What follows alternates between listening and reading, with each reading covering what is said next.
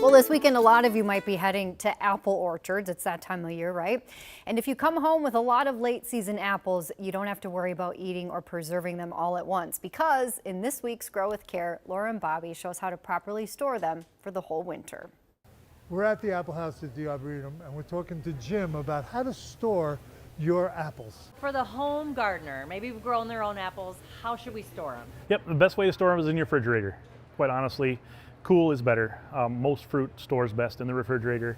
Okay. Ideally, the crisper drawer, and I like to put a damp paper towel or a damp washcloth with them, because all refrigerators now are frost-free, all the newer stuff, and so they pull the moisture out of stuff.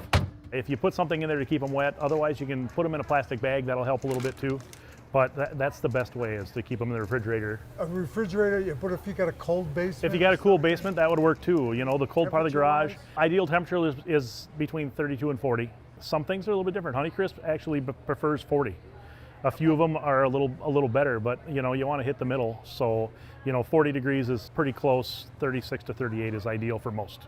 Well, speaking of Honeycrisp, which apples that you guys grew store the best? Honeycrisp stores really well. First Kiss stores really well for an early apple.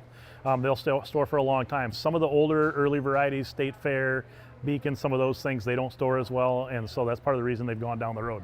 They just don't store very well. So, you know, even in the refrigerator, you've got a few weeks, and that's about it. Where Honeycrisp, Sweet Tango, First Kiss, and some of the stuff that we put out recently stores much better than that. So last question, what's your favorite apple? My favorite apple right now in here is Sweet Tango. Sweet Tango. Thanks, Yeah. Jim. But it changes weekly as we get more stuff in. Exactly, whatever's right. I'm at the still a time. Honeycrisp guy. Exactly. So Yeah, well, thanks, Jim. you're welcome. Thank you. Thank you.